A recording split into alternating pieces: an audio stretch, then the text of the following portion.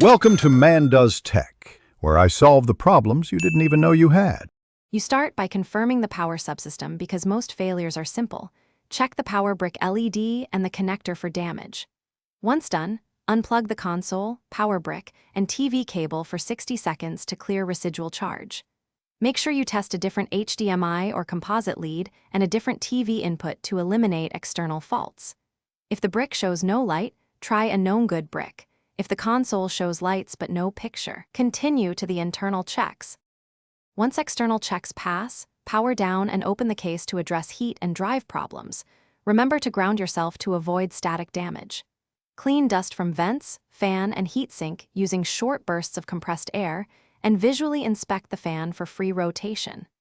Make sure the hard drive, AV connector, and DVD drive ribbon are firmly seated.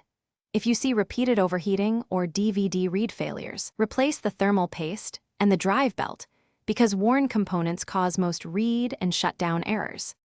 Reassemble the console carefully and perform a full power-up test. Boot to dashboard, run a game, and test disk eject. If red ring indicators or blinking patterns continue, write down the exact sequence of lights because that pattern points to power or GPU failures. Make sure to backup saves to a USB or cloud and attempt an offline system update via USB if the dashboard is unstable. If the problem is persistent and motherboard level, seek professional repair. Don't apply extreme heat or risky reflow fixes at home. Thanks for watching. If you found this helpful, don't forget to like and subscribe.